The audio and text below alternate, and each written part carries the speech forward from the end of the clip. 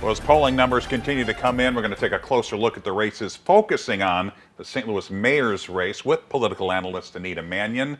So this really was a landslide. What do you think were the key issues here and really the vulnerabilities of Mayor Jones? Yeah, certainly Kara Spencer tried to highlight city services, and the recent issues with snow removal and trash removal were probably the straws that broke the camel's back.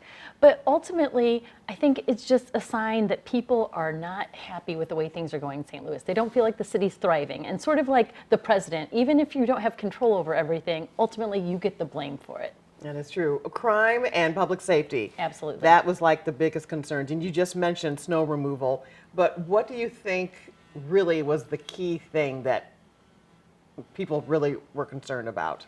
Yeah, I think that, as you said, public safety, even though, as Mayor Jones said, crime rates have come down, I think when you talk to people, they still don't feel safe. Right. I hear people say those statistics aren't right. They don't believe the statistics. Right. And when you get people even from the county and other folks wanting to get them downtown for events, they seem to be reticent based on that. So I think, we're seeing diminishing population, which is also problematic. So I think all those things pile up, and it just makes people feel like the city isn't doing what it should be. All right. Kara Spencer has made a lot of promises about how she's going to fix things. So kind of talk about the challenges she faces about implementing her agenda.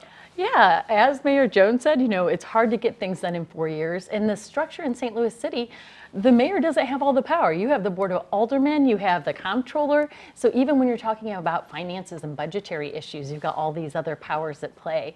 So Kara Spencer is going to need to come in and unify the city because it was a contentious campaign. And then now she's facing a state takeover of the police department, dealing with the RAM settlement fund. So she has a lot on her plate. What about the relationship between her and the board of aldermen? Now she's coming right off the board of aldermen. Do you expect that to be better than it was with Mayor Jones? It'll be interesting to see. Even though Megan Green endorsed Tashara Jones, she says, she'll work with Kara Spencer. And ultimately, the two candidates had a lot of similarities on policy. Right. And that's part of the reason the campaign got so nasty and personal, because there aren't a lot of policy differences. Let's pivot briefly to the St. Louis School Board. There were 3 open seats, and board president Tony Cousins was the only incumbent that was running, and she lost by a distant fourth. Right. So no surprise that there have been many issues with the school board. So what do you think really? What do you think ultimately led to her not winning?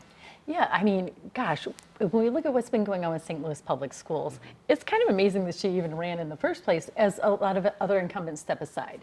And so their job is to oversee the superintendent, and we're on our 4th superintendent in 3 years, and to oversee the finances, which we have all these huge financial scandals and problems. And even some of Cousins' travel expenses have come under scrutiny. And so I think, residents of the city know that St. Louis Public Schools have not been where they want to be. Student achievement is lower than most school districts. Attendance is lower. There's been transportation problems, budgetary problems, and now this big scandal with the superintendent and spending. And so I don't think it's surprising that Cousins lost this race. All right, a lot more with Anita on 5 Plus, and we'll be right back.